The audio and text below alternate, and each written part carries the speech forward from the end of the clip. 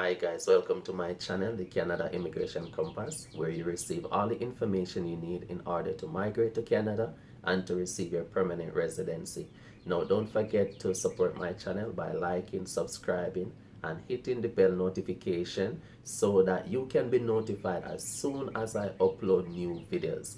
I have also provided my contact information in the description below, my email address, my Facebook page, and my WhatsApp number.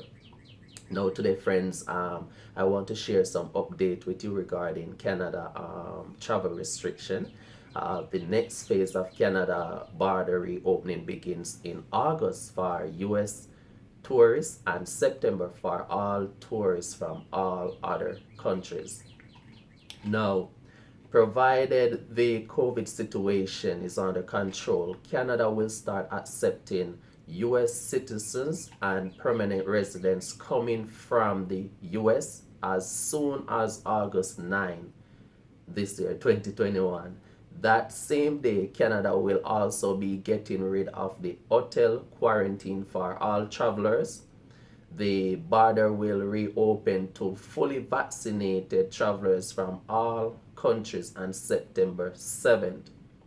Fully vaccinated travelers no longer have to do an arrival and day 8 testing, but they may be subject to random testing at the border.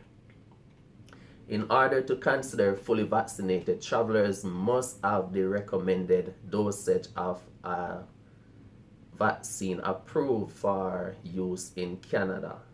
The final injection must have been received at least 14 days prior to entry. It does not matter which country travelers got their vaccination from. Currently, Canada accepts the following vaccine manufacturers: AstraZeneca, Pfizer, Moderna, and Johnson & Johnson. All results must be presented in French or English, otherwise border officials will need to see a certified translation. Before coming to Canada, all documents needs to be submitted to the Arrive Can app or website. All travelers still need a 14 days quarantine plan. Even though you're vaccinated, you still need to have a 14 days quarantine plan.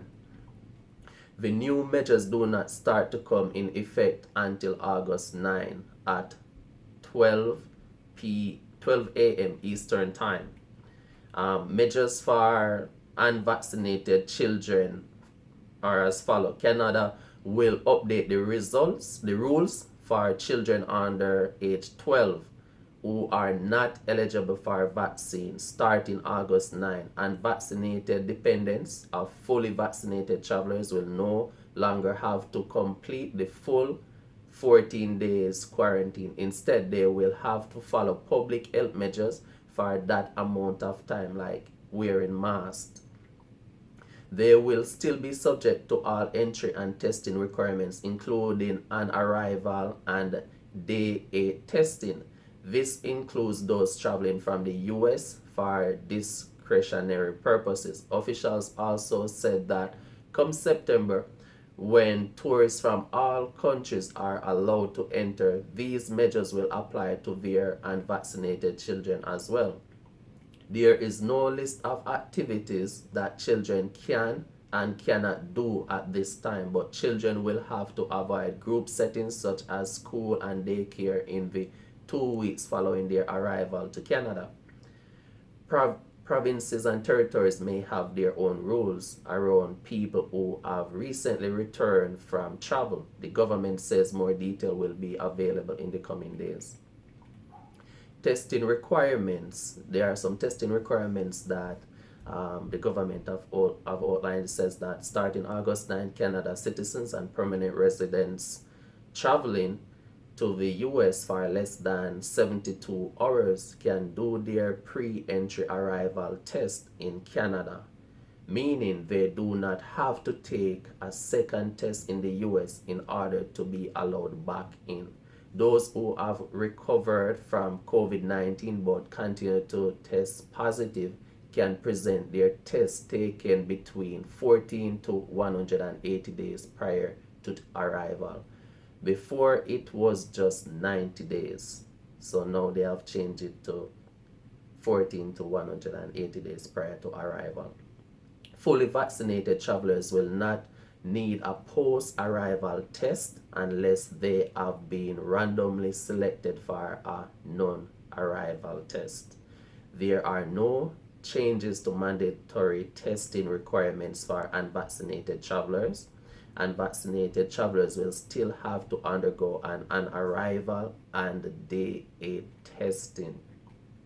Now, you need to provide proof of vaccination. On August 9, air carriers will verify travelers coming to Canada have submitted their information through ArriveCan before boarding. Tourists who are not able to show their ArriveCan receipt will not be allowed to fly.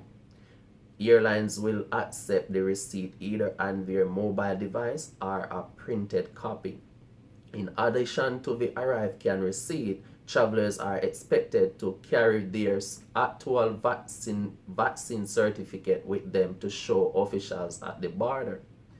Non-essential travelers allowed to come August 9 only include fully vaccinated U.S. citizens and permanent residents. They must be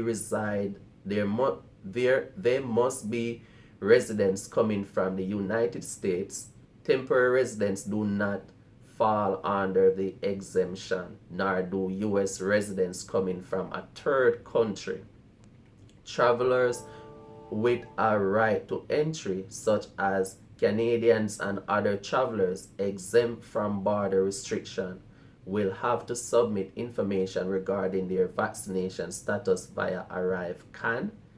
However, they will not be denied boarding if this requirement is not met. Now, there are some eased quarantine based on vaccination status. Those who cannot be fully vaccinated due to health conditions may also qualify for eased quarantine requirements, but may be asked to follow a modified quarantine. The government says more details are forthcoming. Travelers arriving to Canada by boat will be eligible for eased quarantine and testing if they meet the definition for fully vaccinated. They must also meet pre-entry testing requirements through ArriveCan. However, they can do it when entering Canada since there is no internet connection on the water. Again, all travelers still need a quarantine plan. Prepare in case the border officer determines they do not meet the requirements for an exemption. More airport accepting international flights. Also, starting August 9, 5 more airports will once again accept international flights.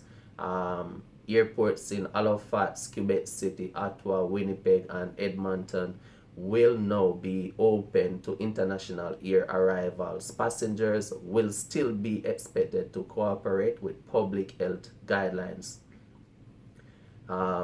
So far, friends, this is all the information I have regarding travel guidelines and restriction.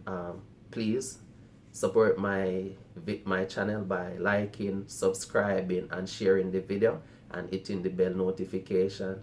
Now, I hope you have enjoyed the video. Take care. Thanks.